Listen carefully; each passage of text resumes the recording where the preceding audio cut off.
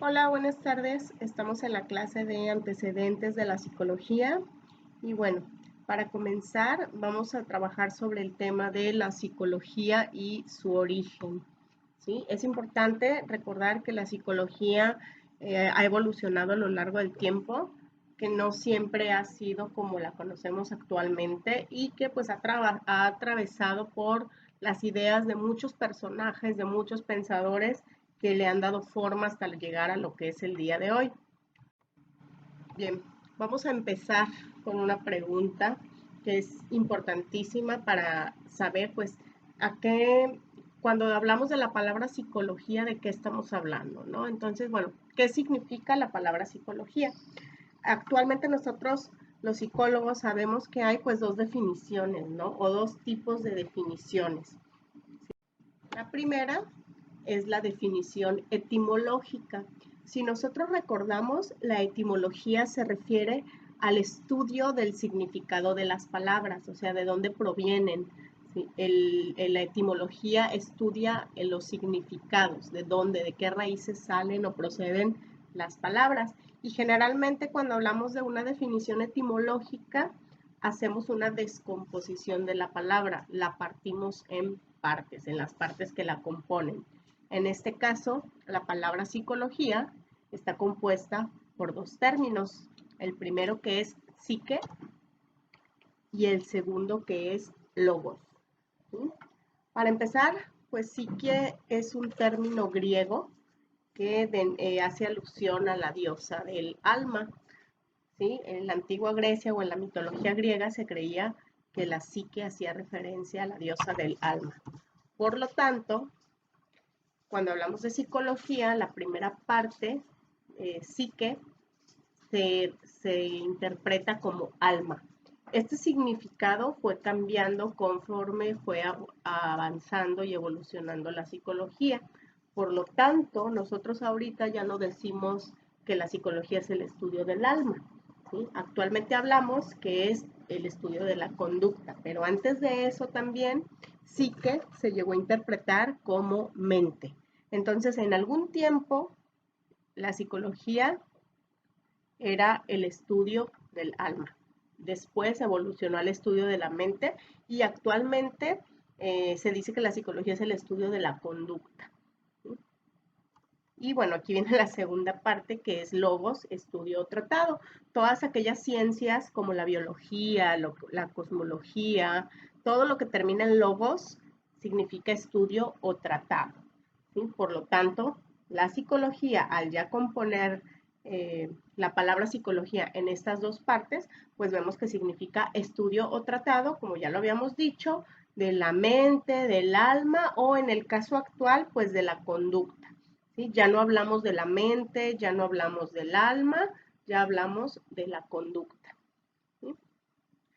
Y ya en un significado más completo que no necesariamente se relaciona con el significado etimológico, pues nosotros podemos decir que la psicología es la ciencia que se encarga de estudiar el comportamiento humano, ¿sí? Conducta o comportamiento humano, y también se le agregan otros términos, por ejemplo, no solo nos encargamos de estudiar el comportamiento humano, sino también las interacciones con el medio y con las demás personas. Ahí es donde se va complementando. Bien. Para nosotros poder saber qué es lo que estamos estudiando y cuáles son los avances que ha habido en la psicología, es bien importante comenzar con la antigua Grecia. Al igual que muchas otras ciencias, Grecia fue la cuna de la psicología. ¿Sí? Los griegos, a través de los filósofos y los pensadores, nos dieron muchas ciencias, entre una de ellas, pues la psicología. Pero bueno, en ese momento, en ese entonces, la psicología no era una ciencia por sí sola. Las personas que hablaban del estudio del alma o de la mente no eran propiamente psicólogos, eran más bien filósofos, ¿no? Los filósofos griegos se preguntaban e intentaban comprender la naturaleza del ser humano, por qué estábamos aquí, de dónde veníamos, cuál era pues nuestra misión o por qué las personas se comportaban de alguna forma y otros de otra, ¿no? También trataban de identificar cuál era la relación que había entre mente y cuerpo, o en este caso los griegos le llamaban alma, ¿no? Intentaban reconocer, identificar cómo se relacionaban el alma y el cuerpo. Algunos filósofos decían o creían que alma y cuerpo eran una unidad indivisible, otros comenzaron a creer que no, que el alma era una cosa y el cuerpo era otra, y bueno, así fueron creando sus teorías. Dentro de la antigua Grecia, bueno, Sócrates fue uno de los primeros que dio las bases para el método científico. Recordemos que en la antigua Grecia nosotros estamos hablando de hace más de 2000 años, o sea, antes de Jesucristo, ¿sí? Entonces nosotros estamos hablando de una época donde pues no tenían todas las facilidades que nosotros tenemos, no existía el internet, las bibliotecas, ahora sí que la gente hacía sus teorías o los filósofos escribían sus ideas y sus teorías en base a lo que sabían y a lo que podían, a lo que les daba su razonamiento, ¿no? Que para ese entonces pues era bastante. En la antigua Grecia se tenía la idea, se creía que las enfermedades muchas veces eran de origen divino, eran castigos, ¿no? Castigos que alguno de los dioses había mandado porque estaban molestos y bueno, la única forma de mejorar era rindiéndoles tributo, haciendo un sacrificio, etc. Sócrates habló de que no, que debía haber algo más allá que hacía que las personas se comportaran extraños o se enfermaran. Entonces, propuso que se debía usar un método para investigar, que no era posible nada más deducir las cosas a simple vista, y fue el que comenzó con la idea de tener una forma con pasos específicos para investigar. Claro que el método científico que usamos actualmente no es el mismo que agregó Sócrates, pero bueno, sirvió de base para que posteriormente vinieran otros autores y se desarrollara el método científico que actualmente conocemos. Posteriormente, Platón llega con la idea de que el alma es el responsable de la conducta humana. Recordemos de nueva cuenta que cuando hablamos del alma, no estamos hablando de un alma como la conciben las religiones actuales, por ejemplo, el cristianismo o el catolicismo. No estamos diciendo o hablando del alma en el sentido religioso. Recordemos que para ese entonces la religión católica o el cristianismo aún no llegaba a la antigua Grecia. Por lo tanto, al hablar de alma estaban hablando, pues sí, de una esencia, ¿sí? De una esencia, pero que no tenía que ver con cuestiones religiosas. Y Platón lo nombró así o lo demostró así, diciendo que el alma es la responsable de la conducta humana, no los dioses, no los demonios, no nada de eso, sino el alma. ¿Sí? Había algo dentro de nosotros que nos hacía que actuáramos de la manera que actuábamos. Posteriormente vino Aristóteles, otro filósofo griego, que le dio lugar a la psicología como ciencia filosófica, o sea, la psicología todavía no era una ciencia independiente. La psicología era parte de la filosofía, ¿sí? Era una rama, digamos, de la filosofía, que estudiaba la conducta humana, que estudiaba el por qué nos comportamos de tal o cual manera. Sin embargo, no era como lo que conocemos hoy, una ciencia formal que tiene su propio campo de estudio y que no está dentro de otras, ¿sí? Entonces, Aristóteles afirmó también que el pensamiento es indispensable para el reconocimiento de la vida, o sea, no solamente es la parte de existir, sino también que debe haber pensamiento, se genera el pensamiento y a partir de ahí, a partir de que generamos pensamiento, nosotros somos capaces de reconocer que estamos vivos, ¿no? Pensemos racionalmente, ¿no? En este momento, ¿cómo me doy cuenta de que estoy vivo? Pues soy capaz de percibir lo que ocurre a mi alrededor, soy capaz de darme cuenta que existo, que estoy en un lugar determinado, etcétera, etcétera. Entonces, a partir de esto es que Aristóteles también se enfrasca dentro de el tratar de explicar la conducta humana. Más adelante vino otro personaje que además de ser filósofo era médico, ¿sí? Y este fue Hipócrates. Para Hipócrates la conducta humana así como las enfermedades estaba relacionado con algunas sustancias que él llamaba humores y que estaban dentro de nuestro cuerpo. Entonces, Hipócrates como médico, lógicamente para él no era lógico decir, no era lógico decir que las enfermedades eran obra de los dioses.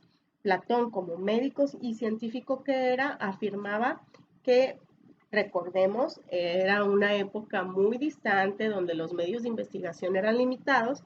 Dentro de nuestro cuerpo había unos humores que se encargaban o daban forma al comportamiento humano. Cuando estos humores entraban en desequilibrio, ¿qué es lo que ocurría? Bueno,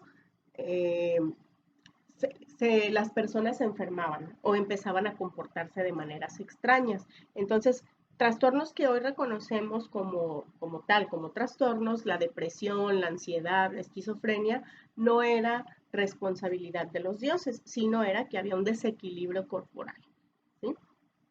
Más adelante, en respecto a esto, Hipócrates hizo una teoría que se llama la teoría de los 4 humores, donde menciona cuáles eran estos humores, qué características tenían y si una persona tenía cierto tipo de humor predominante, tenía también un tipo de personalidad predominante.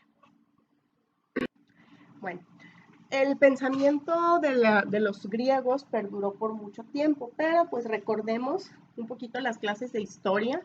Recordemos que posterior a la caída de Grecia, los romanos toman su lugar, se quedan ahora sí con todos los territorios que eran de Grecia, y para cuando Roma conquista Grecia, los romanos ya tenían el cristianismo, ya practicaban una religión diferente a la de los griegos, que era el cristianismo, ¿sí?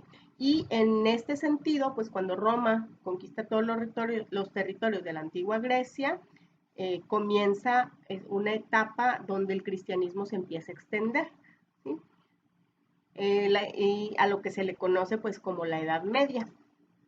La Edad Media duró desde la caída de Constantinopla hasta el Renacimiento, hasta la Ilustración, que fue aproximadamente del siglo XIV, ¿sí? Entonces, durante la Edad Media, la característica principal fue que hubo muy poca producción científica. Todo, todo lo que era considerado como cierto era dado por la religión, ¿sí? La educación también estaba en manos de religiosos, no todas las personas podían tener acceso a la educación y los que la tenían pues eran educados por principalmente monjas, frailes, etc. En este sentido también a esta época se le denominó el oscurantismo, ya que hubo precisamente muy poca producción científica. Se le llama también oscurantismo porque pues, se creía que la humanidad había estado en una época de obscuridad, donde la verdad no tenía lugar. ¿Qué pasaba entonces cuando alguna persona, algún científico, eh, estaba en desacuerdo con lo que la iglesia creía? Pues normalmente se les excomulgaba, se les pedía que se retractaran o en algunos casos pues eran acusados de brujas, de herejes y pues lo más común era que se les condenara a la horca o algún otro método de muerte, ¿sí? Entonces, durante esta época del oscurantismo, también el comportamiento de los seres humanos, el estudio del comportamiento de los seres humanos, pues no tuvo como tanta importancia. Y de igual manera las enfermedades mentales eran vistas como un castigo divino, ¿sí? Por haber cometido algún pecado, o en algunos casos eran vistas como posesiones demoníacas, ¿sí? A una persona que padecía una enfermedad se consideraba que estaba poseída por el demonio, ¿sí? Para el tratamiento en estos casos pues se basaba en rezos, en oraciones y en casos muy extremos, pues los exorcismos, ¿no? Se llamaba el sacerdote, se hacían exorcismos para sacar al demonio de la persona. Otra de las opciones, otra de las situaciones que ocurría cuando las personas tenían algún trastorno mental era encerrarles.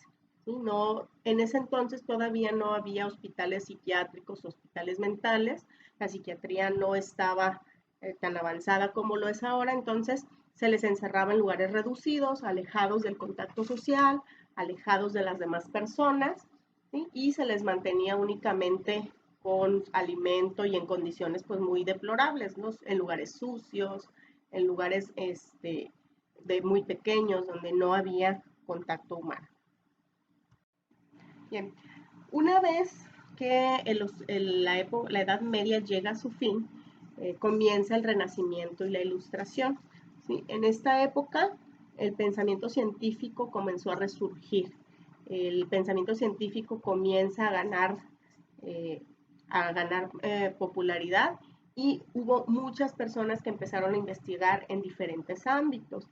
Se cambió la perspectiva en el arte, ¿sí? El arte ya no era solo religioso, sino era también expresar el sentimiento y la vida y los deseos y anhelos de los seres humanos. Y en la ciencia empezó a buscarse otras alternativas de explicar el porqué de las cosas. ¿Sí? Muchos científicos ya no estaban conformes con quedarse con la explicación de que todo es obra de Dios y todo ocurre por Dios, sino que había la necesidad de buscar nuevas explicaciones, explicaciones científicas que tuvieran una base científica y que no solo fuera todo por Dios. Bajo este contexto de la ilustración, comenzó a desarrollarse también la medicina. De nueva cuenta, recordando, para esta época la psicología todavía no existía como una ciencia aparte. La psicología continuaba siendo parte de la filosofía y en algunos casos explicar las conductas patológicas o las conductas extrañas pues correspondía a los médicos, ¿no? Algunos médicos se pusieron a estudiar el comportamiento y como ya de por sí en esa época comenzaron a estudiar también el porqué de las enfermedades físicas, pues muchos médicos también llegaron a la conclusión de que así como hay factores que nos enferman físicamente, pues también hay situaciones que pueden provocar enfermedad mental, ¿sí? Entonces, de aquí, por ejemplo, Thomas Willis, ¿sí? Thomas Willis fue uno de los primeros médicos que le atribuyó le atribuyó un origen médico a las enfermedades mentales. En este caso, Willis comentaba que eran alteraciones del sistema nervioso, cosa que actualmente pues conocemos que tienen algo de influencia, ¿sí? Después, en el siglo XVIII, aparece Francis Gall, que creó la frenología. ¿Sí? La frenología actualmente está en desuso, es una ciencia, bueno, vaya, ni siquiera es una ciencia, fue en su momento una forma de explicar el comportamiento humano que no tuvo bases científicas. En su momento tuvo aceptación porque era una forma de comprender, ¿no? De intentar comprender. Sin embargo, no se apega al método científico, no tiene pruebas, es aleatoria, entonces actualmente la frenología pues está realmente no es una ciencia, no es válido, no es conocimiento válido, ¿no? La frenología de Gall alegaba que era posible saber la personalidad de una persona, perdón, válgame la redundancia, que era posible saber o conocer la personalidad de alguien por la forma de su cráneo y creó un busto de piedra, supongo, una imagen de una cabeza y donde señalaba qué partes de la cabeza estaban relacionadas con qué conductas, como la fidelidad, la honradez, la delincuencia, etc. Pero bueno, como ya comentaba previamente, la frenología actualmente pues no cuenta, no es parte de la psicología y no tiene bases científicas, ¿sí? Posteriormente aparece la figura de Franz Mesmer, ahí mismo en el siglo XVIII, o sea, los años 1700, Y Mesmer creía que las alteraciones físicas y psicológicas se originaban por la acción de la energía magnética de la Tierra sobre los fluidos corporales. Como sabemos, pues la Tierra tiene un campo magnético y nosotros, los seres humanos, en mayor o menor medida, pues también tenemos ciertos metales en nuestro cuerpo, ¿no? Como el hierro, consumimos hierro y entonces Mesmer hacía esta relación, ¿sí? Y creó una especie de terapia o de tratamiento, más que terapia, un tratamiento que se basaba en el uso de imanes para regular los fluidos corporales. De nueva cuenta, hay que recordar que esto fue hace pues más de 300 años, entonces en aquel momento sirvió para explicar, para dar respuesta, sin embargo ya actualmente las ideas de Mesmer pues no son consideradas una parte científica de la psicología. Más adelante, casi a finales del siglo XVIII, surge la figura de Philippe Pinel y con él empieza el auge de la psiquiatría. ¿Sí? Philippe Pinel fue uno de los primeros psiquiatras que promovían el trato humanitario a los enfermos mentales. Como vemos, de nueva cuenta, las conductas desadaptadas, las enfermedades mentales, no eran estudiadas por psicólogos. La psicología estaba en el área de la filosofía y quienes estaban estudiando los trastornos mentales eran los médicos a través de la psiquiatría. Entonces, hasta aquí de nueva cuenta no había todavía una rama o un espacio propio de la psicología. En ocasiones era adoptada por la filosofía, en ocasiones parte de esto era a través de la medicina. Bien, en el siglo XIX, o sea, en los años 1800, se hicieron avances en el campo de la neuropsicología, ¿sí? Aquí ya la psicología entra en terrenos de la medicina, pero de igual manera no había todavía un estudio individual o exclusivo de la psicología. Paul Broca y Gustave Wernicke descubrieron que las lesiones en ciertas zonas del cerebro ocasionaban problemas de lenguaje. Esto lo descubrieron tomando casos donde las personas antes de algún accidente que les provocara una lesión, habían estado bien, tenían un lenguaje correcto, no tenían ningún problema. Después tuvieron un accidente, se lesionaron cierta área específica del cerebro y se dan cuenta que esa área provoca trastornos del lenguaje. Esto lo hicieron cada quien por su parte. Paul Broca, por su parte, tuvo pacientes y encontró una zona específica y Gustave Wernicke tuvo sus pacientes y también estudió otra zona específica. Gracias al avance y al reconocimiento, a la aportación que hicieron estos dos médicos, a cada uno, pues el área que descubrieron se le otorgó el nombre. Entonces, en nuestro cerebro, cuando nosotros estudiamos la fisonomía del cerebro, existe algo que se llama el área de Broca y también existe algo que se llama el área de Wernicke, en honor a estos dos personajes. 1879 es la fecha donde oficialmente se considera que nace la psicología, ¿sí? Porque, bueno, Wilhelm Wundt, un psicólogo, ¿sí? Él fundó el primer laboratorio de psicología experimental. ¿Sí? A él le interesaba conocer el por qué, cómo funcionaban los procesos mentales, etcétera. Entonces, funda por primera vez un laboratorio de psicología. Por lo tanto, se considera esta fecha, este año, como el nacimiento de la psicología como ciencia, ¿sí? Ya no como parte de la filosofía, ya no como parte de la medicina, sino ya como ciencia independiente. En contraparte, William James creó el funcionalismo. Wilhelm Wundt era partidario de una corriente que se llamaba el estructuralismo. William James era contrario al estructuralismo y creó precisamente el funcionalismo. Y según James, el objetivo era estudiar las funciones mentales, lo que conocemos como todos los procesos psicológicos. Para James era importante entender cómo era que nuestro cerebro, nuestros procesos psicológicos se desarrollaban, cómo era que trabajaban, ¿sí? Cómo era que se producía la memoria, el pensamiento, el lenguaje, la inteligencia, todo esto. Más adelante, en el siglo XIX, todavía Jean-Martin Charcot y Joseph Breuer estudiaron la hipnosis y la histeria, sobre todo en ese sentido de ver que en algunas personas, algunos pacientes que tenían algunos problemas de conducta, después de sesiones de hipnosis se encontraban recuperados. También Sigmund Freud hizo un poco de trabajo con Charcot, pero no entró mucho al terreno de la hipnosis. Y bueno, posteriormente viene ahora sí Sigmund Freud.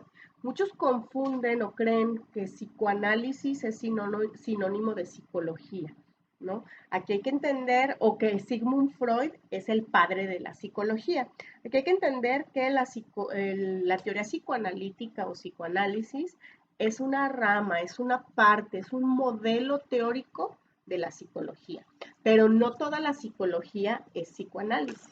Existen muchos modelos teóricos para trabajar con la interpretación, el tratamiento de trastornos o de situaciones de conducta. Entonces, existen muchas perspectivas, ¿no? Muchos modelos, muchas formas de ver al ser humano y la teoría psicoanalítica pues es una de ellas. Entonces, Sigmund Freud aportó mucho a la psicología porque le dio mucho reconocimiento, independientemente de que si su teoría es válida o no, le dio mucho reconocimiento a la psicología. Por eso es que actualmente todavía mucha gente se queda con la idea de que psicoanálisis y psicología son lo mismo, ¿sí? Creó toda la teoría, creó muchos conceptos que actualmente son de uso cotidiano, como inconsciente, como represión, como proyección, creó muchos conceptos que se utilizan en el lenguaje cotidiano y además incluyó un tratamiento terapéutico. Y en su momento, así como tuvo mucho rechazo porque hablaba de cuestiones sexuales, después tuvo también mucha aceptación, ¿sí? Pero de la misma manera, no todos estaban conformes con cómo explicaba la conducta el señor Sigmund Freud. Sigmund Freud era fisiólogo, ¿sí? No fue de un inicio psicólogo. Más adelante se adentró al área de la psicología y fue cuando creó la teoría psicoanalítica. Eh, un, en Rusia, posterior a Sigmund Freud, Iván Pavlov, otro fisiólogo, funda las bases del conductismo clásico, ¿sí? Él estudiaba o experimentaba, hacía estudios de la fisiología con los perros, en donde él se da cuenta que al igual que los perros, pues los seres humanos tenemos condicionamientos, tenemos reacciones a las cosas. Y esas reacciones, antes que conductuales, son fisiológicas. Se activa algo en nuestro cuerpo que nos hace actuar de cierta forma. Para el siglo XX se considera que se consolidan tres grandes fuerzas en psicología, ¿sí? La primera fuerza fue el psicoanálisis porque fue la de primera aparición. Fue la primera teoría psicológica que tuvo aceptación, digo, después de haber pasado por un periodo de rechazo, pero después de este periodo de rechazo tuvo gran aceptación y aparte fue proliferando por toda Europa y hasta llegar hasta a América. Entonces el psicoanálisis se considera la primera fuerza. Esto fue en el siglo XX, o sea, a principios del siglo de los años 1900.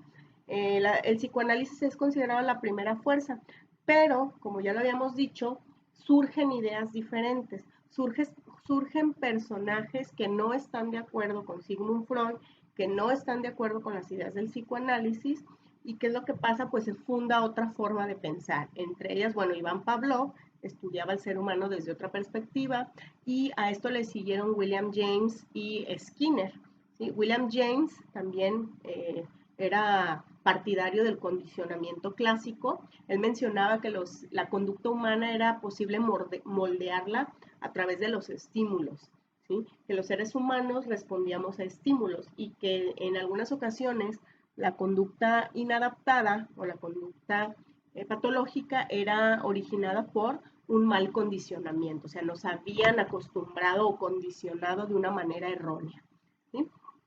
Posteriormente, al conductismo se le denominó la segunda fuerza, porque tuvo mucha aceptación, ya que todos los que no eran como partidarios del psicoanálisis se pasaron a la parte del conductismo. Además, tenía la particularidad de que el conductismo hablaba de que el psicoanálisis no era científico. ya que hablaba de muchos conceptos y de muchas situaciones que no era posible comprobar, como el inconsciente, como el preconsciente y todas esas situaciones. ¿Sí? Habla de que no tiene manera de comprobarse, de verificarse. Entonces, que no pasa la prueba de lo científico. Y, en cambio, los conductistas, si algo los caracteriza, es que la teoría conductista se basa mucho en lo que se puede ver, observar, medir, cuantificar. ¿Sí? Y así se tienen registros, se investiga de manera muy estructurada. De igual manera, el conductismo nos dio pues muchos conceptos y también creó una teoría que sirve, que hasta la fecha sigue en funcionamiento para tratar ciertos trastornos, como los trastornos de ansiedad, los trastornos obsesivos compulsivos, algunas instituciones lo usan para el tratamiento de adicciones, etc. Más adelante surge algo que se llama pues la tercera fuerza, que es el humanismo. En el humanismo, a diferencia de las otras dos corrientes, no hay un solo iniciador, no hay una sola persona que sea el padre, vaya, o bueno, muchos consideran a Carl Rogers como el padre del humanismo, pero la verdad es que hay muchos autores que aportaron bastante y no es una sola teoría, cada quien trabaja con sus ideas. Sin embargo, lo que hace que todas estas corrientes entren en el humanismo es que todos ponen al ser humano en el centro. Aquí hay que distinguir, cuando hablamos de humanismo, si nosotros buscamos en Google la palabra humanismo, nos puede aparecer el humanismo filosófico, ¿sí? Que habla de la idea de que el ser humano es el centro, etcétera, pero no es terapia ni nada. Y basado en el humanismo filosófico surge pues, la psicología humanista. Entonces tendremos que hablar de que la tercera fuerza es la psicología humanista. Esta surge durante el periodo de la Segunda Guerra Mundial y posterior a... Ojo, la Primera y la Segunda Guerra Mundial le dieron muchísima fuerza al conductismo, porque era una forma rápida de condicionar a los soldados, de identificar capacidades y potencial de los soldados. Entonces sirvió muchísimo para estrategias en la Primera y Segunda Guerra Mundial. Una vez que la Segunda Guerra Mundial está por finalizar, empiezan a surgir estos autores humanistas.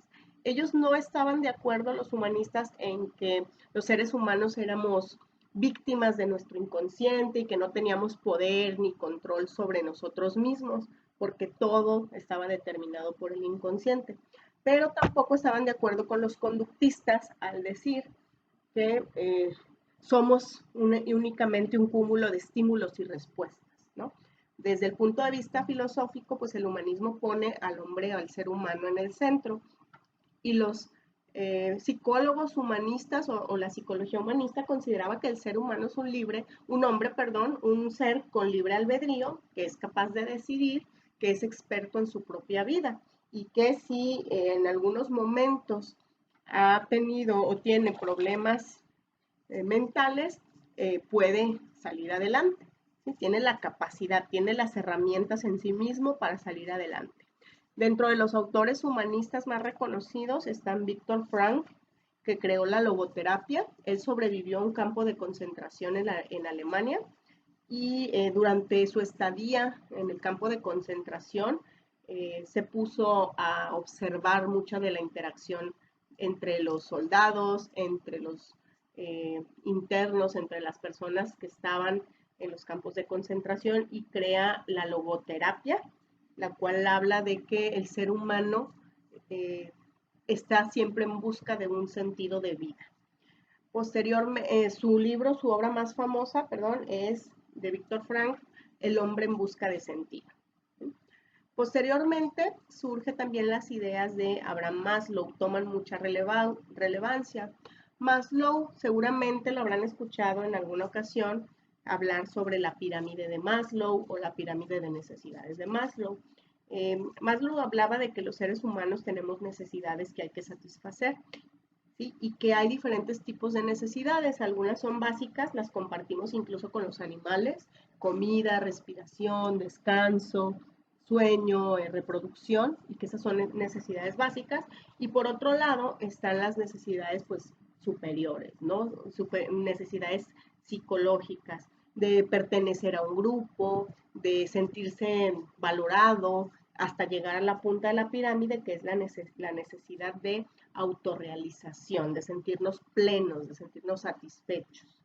Eh, Además, Maslow habla de que las necesidades son cíclicas y no se puede pasar de un nivel bajo si no se satisfacen sus necesidades básicas. O sea, yo no puedo alcanzar la autorrealización si antes no si no logré satisfacer mis necesidades básicas como el alimento, el hogar, etcétera.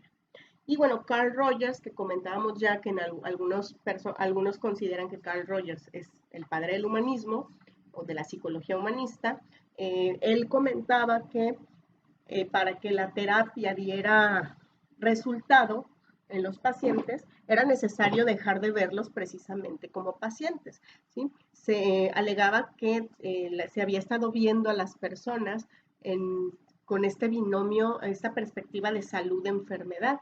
Y entonces, nada menos desde el simple hecho de decirle a la persona paciente, ya lo estábamos patologizando, ya lo estábamos haciendo enfermo. Entonces, aquí Rogers aboga por cambiar la perspectiva. No hay que llamarle paciente, hay que llamarle cliente, porque a final de cuentas está solicitando un servicio. Si tú le llamas cliente, pues es una persona que viene a ti, acude por un servicio y ya no le estás achacando una etiqueta de enfermedad, ¿sí? Su trabajo consiste en la terapia centrada en el cliente, donde el terapeuta tiene que tomar como punto central al cliente. No, el terapeuta no es el protagonista de la terapia, el protagonista es el cliente. Él es el que sabe lo que siente, él es el que es capaz de definir. Acaba también con esta visión de el psicólogo tiene un estatus mayor al del cliente, ¿no? Habla de aceptación incondicional, de no juzgar. Entonces Rogers inicia con esto que se llama la terapia centrada en el cliente. Posteriormente, después de estas tres fuerzas son las que fueron las que estuvieron predominando mucho tiempo y actualmente pues todavía siguen en uso, ¿sí? Claro que evolucionan, han tenido cambios, ha habido más aportes y siguen en uso. Más adelante viene la psicología cognitiva con Aaron Beck y Albert Ellis, que se basa en la idea del procesamiento de información. Toma como ejemplo el funcionamiento de las computadoras, o sea, los seres humanos recibimos información del medio, la procesamos y emitimos una respuesta. ¿Sí? En muchas ocasiones se juntan las ideas de la psicología cognitiva y la psicología conductista, pero esto no quiere decir que siempre deba ser así. Por sí solas, la psicología conductista tiene sus métodos y estrategias y la psicología cognitiva igual. Pero se ha dado el caso en que algunos autores o algunos psicólogos combinan estas estrategias. Entonces, a esto se le llama el enfoque cognitivo-conductual, pero no es condición que siempre trabajen juntos, ¿sí? La psicología cognitiva se centraba más bien en la idea de que lo que nos enferma no es tanto las cosas que ocurren, sino las ideas, el cómo procesamos nosotros la información, ¿sí? Las ideas que nos hacemos, los patrones de pensamiento que nosotros vamos adquiriendo, ¿sí? Nos enseñan a pensar o aprendemos a pensar de ciertas formas y entonces en algunos casos esas formas de pensar son patológicas, pero como así nos acostumbramos a pensar, pues siempre los mantenemos. Aquí en la psicología cognitiva la idea es cambiar la manera de pensar de las personas, ¿sí? Adaptar, hacer más adaptable, erradicar las creencias irracionales y sustituirlas por creencias que funcionen mejor. Entonces, en este caso, como dicen por ahí, no son las cosas que pasan lo que te afectan, sino lo que piensas de esas cosas. Y más adelante, esto ya hasta los años 90, surge otra corriente, otra ideología que se llama la psicología positiva. Muchos autores engloban a la psicología positiva dentro del humanismo, de la psicología humanista, porque, bueno, tiene relación a poner al ser humano en el centro. El autor de la psicología humanista se llama Martin Seligman y él hacía la observación de que hasta el momento todas las corrientes o todos los modelos psicológicos o terapéuticos habían estado enfocándose en la enfermedad, que se enfocaban siempre en la parte patológica del ser humano y que se estudiaba al ser humano patológico. Y bueno, él dice, ¿por qué no estudiamos a los seres humanos que no están, que su conducta está bien, que están adaptados, ¿no? A las personas normales, entre comillas, y vemos qué es lo que están haciendo bien. Y eso mismo lo podemos tratar de aplicar a las personas que tienen alguna problemática. Entonces, para Martin Seligman lo importante no era enfocarse en la enfermedad, era enfocarse en las fortalezas de la persona, en las virtudes humanas, en lo que le hacía bien a la persona. Y a partir de esto, tratar de trasladarlo a las personas que tenían algún tipo de problema. Bien.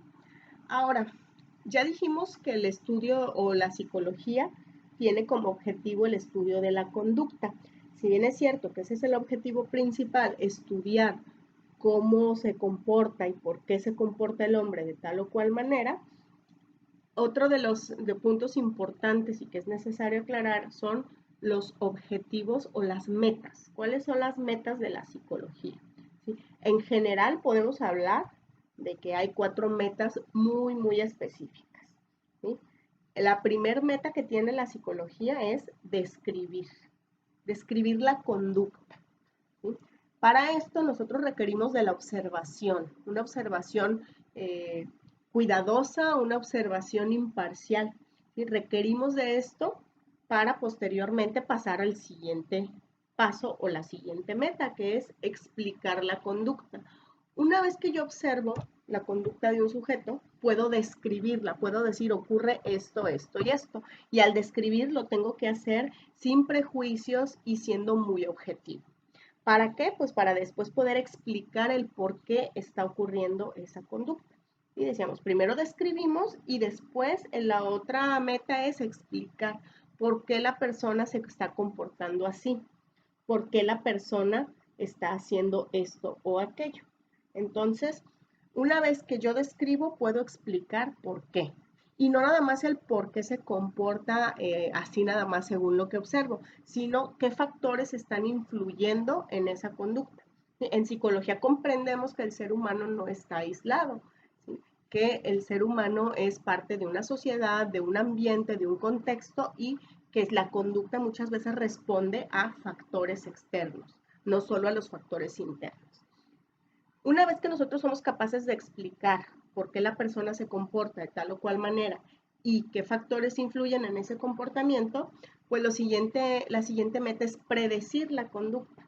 Pero esto no es predecir como si tuviéramos poderes mágicos, no nos referimos a tener una bola de cristal o a concentrarnos y decir, va a pasar esto nada más porque sí. Recuerden que para llegar a la tercera meta, nosotros ya pudimos describir, ya observamos cuidadosamente a la persona y ya explicamos el porqué de la conducta y qué factores interfieren. Cuando logramos entender por qué sucede una conducta, es posible predecir en qué momento puede ocurrir otra vez, ¿no? Yo, por ejemplo, ya observé que un compañero tuvo un ataque de ansiedad en la oficina, todo debido a que se le habían juntado los pendientes de la oficina, el trabajo, un error, los regaños del jefe. Entonces vi que eso le provocó el ataque de ansiedad. Ya estoy describiendo la conducta, por qué ocurrió, qué factores influyeron. Puedo predecir que si otra vez mi compañero se ve sujeto a el mismo tipo de presión, va a volver a tener un ataque de ansiedad. ¿Sí? Pero no es magia. Yo lo estoy haciendo esa predicción en base a lo que ya observé. Y posteriormente, bueno, uno de los objetivos finales es, o de las metas, es modificar la conducta, que es lo que tratamos de hacer en psicoterapia, ¿no? Cuando nos llega un paciente a psicoterapia, nos llega con una queja, nos llega con una problemática. Está su comportamiento, su forma de pensar, sus emociones, lo están haciendo sentir mal, lo están haciendo sufrir. Cuando llega a psicoterapia es porque quiere dejar de sufrir, porque quiere eliminar eso que le causa malestar. Entonces, para esto observamos, tratamos de explicar, tratamos de predecir mediante las sesiones terapéuticas y tratamos de comprender de dónde viene este malestar, cuáles son las conductas, emociones o pensamientos que le están generando malestar a la persona, para poder cambiarlas, para poder ayudarle a modificar. Ojo, yo no voy a cambiar conductas, ni pensamientos, ni emociones sin la voluntad de la persona. La persona tiene una parte muy importante aquí, ¿sí? Entonces, al hablar también de modificar, no solo modificamos la conducta, modificamos también los pensamientos y la forma de expresar emociones. Entonces, esta sería también la última meta de la psicología, modificar la conducta a través de su comprensión. Una vez que yo comprendo de dónde proviene la conducta, es posible influir en esta para cambiarla por algo más placentero, menos doloroso y más adaptable. Y de igual manera, no solo cambiamos la conducta, sino también la forma de procesar pensamientos y emociones.